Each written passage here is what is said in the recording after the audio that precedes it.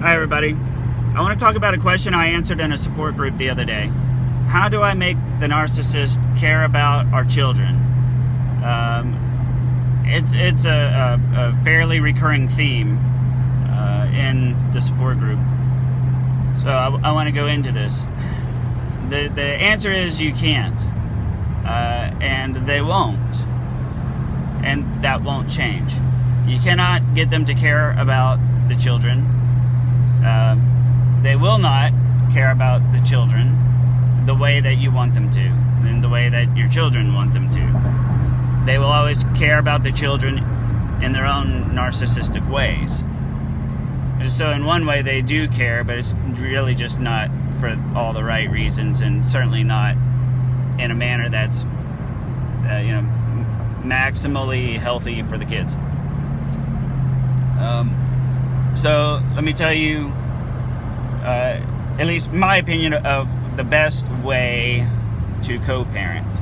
And this comes from not just a lot of reading, but a lot of personal experience in my life and other family members and other people close to me. We've all just kind of sort of linked up like Voltron and figured out a thing or two. As with everything else, it's not always a cookie cutter approach. It doesn't always work for everybody, but there's still generally a lot of truth to this, and it should be applicable to almost all situations. So I'll just preface with that. So here's what you do in a co-parenting situation with a narcissist. Okay? You cannot directly engage the narcissist because it's a game. It's a game to them. And what they want is they want conflict. They want conflict because they love to be able to use a condescending tone. And the reason they love condescension so much is because if they can speak to somebody condescendingly, then by default, that means that because they can speak condescendingly, they're higher up than you are. So conflict has to always happen because the desired result is to speak to you condescendingly. Okay? And because of this positioning in their heads, they will never take anything you say or do or suggest seriously, because they are already better than you. They're already a better parent than you. They're already more knowledgeable than you. They're more intelligent than you. They're more skilled than you. So who are you to lecture me? You don't take driving lessons from a 6-year-old, right?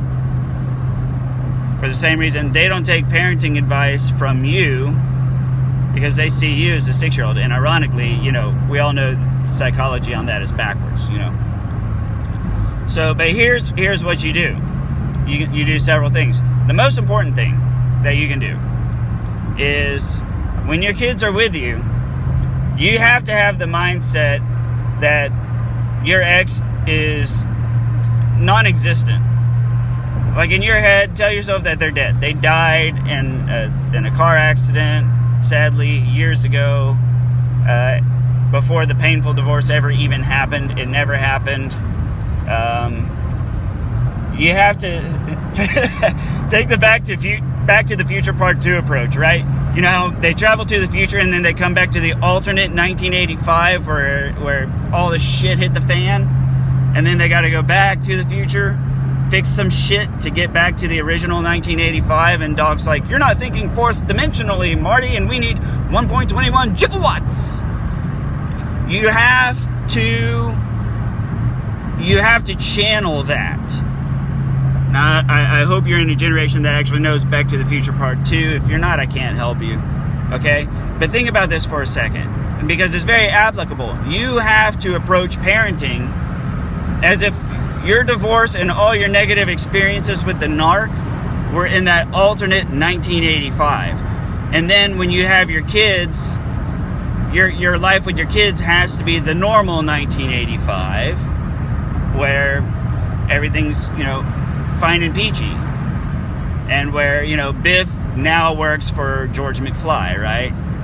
So if Biff's the narc you have to basically channel that and harness that. Of course, reality is the movie's really not that important. I'm just saying that's the direction you need to point your compass in, okay? You have to focus on making sure your children clearly know and feel your love. You have to make sure that you focus on loving them, showing them love, and making sure that they feel it. Okay? Because kids don't kids they don't process things by being told. They don't learn by being told. They learn when they get hurt, right? They learn when they feel something, right? Kids learn when they feel something negative. Like, it's all fun and games till somebody gets hurt, right? And then it's like, oh shit, you can tell kids 100 times, you're gonna get hurt doing that. You're gonna get hurt. You're gonna fall. You're gonna fall. You're gonna burn yourself. Don't do something stupid. And they go and they do something stupid. Comedian Chris Porter had a funny statement. He's like, hey, don't lick the stove. Don't lick the stove. Don't lick it. You know what? Fucking lick it. So that's just how kids learn. You focus on showing them the love, because you need to bet all of your chips on the fact that as your children get older, they will increasingly be able to cut through the bullshit. Not just of your ex, but also your bullshit. And trust me, you do have your own brand of bullshit. We all do. Okay?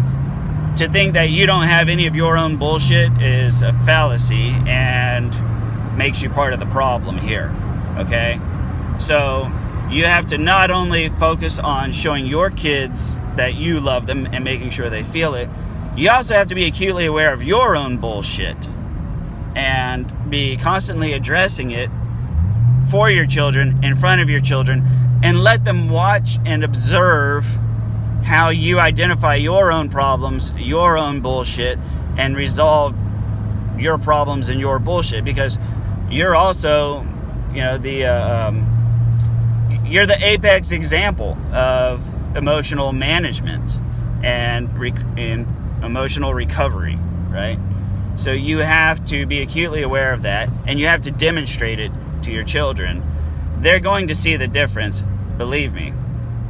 Now, the way that drama is almost always perpetuated, drama and conflict almost always perpetuate through the children. So when your children go back to the narcissist, they basically get interrogated, and it always looks like they're so loving and caring. Like, hey, buddy, hey, sweetie, did you have a good time at your dad's? Good. It always makes me happy to hear that y'all had a good time. So tell me all about it. Yeah, you had a good time? Good time? Yeah? Well, did anything bad happen? Really? Nothing at all? You sure?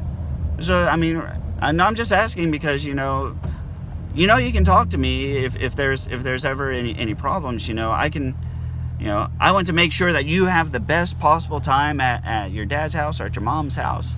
I want to make sure you have the best possible time, but I can't help you if you don't tell me when bad things happen. So even if it's a minor thing, I want to know, because I can help with that. Really?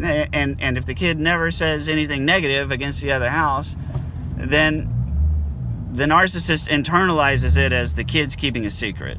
Okay? Because nobody's perfect. You're certainly not perfect. They've established that you're a giant piece of shit that doesn't know what they're doing, because you're shit at parenting, apparently.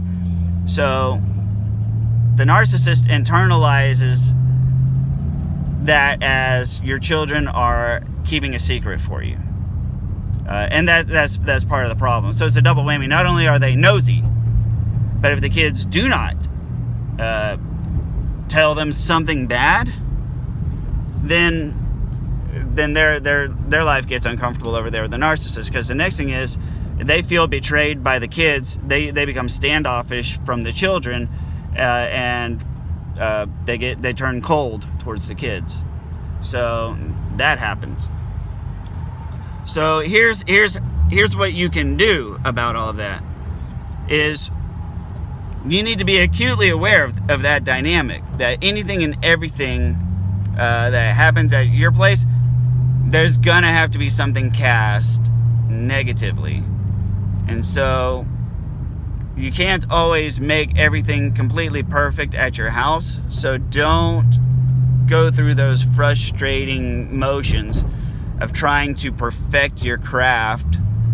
It will not work. What you can do instead is learn to identify when your kids, because if even in the best case scenario, your kids are going to have to hunt and find something bad to go report back, right? So you learn the tells, you learn the telltale signs of your child, and every child's different. But you start to look for the pattern of when your kids are trying to find something. And it's usually when they're asking questions that are, of an adult nature or at an adult level. Like, hey, what are the plans for the weekend? Hey, how was your week, Dad? How was work? How is everything going with blank? How's this? How's that? Okay, kids are not really naturally curious to a high degree about the going-ons in the adult world. Okay, they at best they'll kind of sort of mirror the questions you ask them. But in general, if you watch for it, you can identify what's getting relayed back to the other house. And then this is how you answer the questions. You say, buddy, I would love to give you all of the details and all of the answers on that. However, I just don't consider it your mother's business. I don't consider it your father's business. Now, I know that whenever you go back to their house, they're going to be asking you, did you have a good time and all that stuff? Did anything bad happen? And you can freely tell them that, well, mom or dad said that it's none of your business. And you don't tell them, because when you do that a few times, it's a long game strategy. Okay, short term, it sounds horrible, but what your kids will come to appreciate is you're taking them out of that loop at the other house. See, because now it's not them hiding stuff and keeping a secret from the narc. It's you. And so you take the scapegoat and you take all of that negativity from the narcissist instead of the actual child. And like I said, it's a very careful craft. Go sparingly, use your head when you do it. But that's what you ultimately need to go for, is taking that target off of your child. When you identify the things that they're trying to take back with them and report about, and you say, well, we'll get to that. Yes, we have plans for the weekend. You'll find out as they come along. It's not your father's business. It's not your mother's business. And I don't want you to have to, I don't like the fact that they put you in the position to have to report back to them. And I don't think it's good for you to be caught up in adult drama. If he or she wants to know our plans, they have my phone number, they can ask. There's no reason for them to go through you. And, I want you to be as comfortable as possible in both homes. So for that reason, I'm not going to answer that. And if your mom or dad asks you about it, you can just tell them straight up that I said it's none of their business. And then you can go about your business. So I'm about out of time, but thank you very much. Please like, comment, or share, and I'll see you on the next video.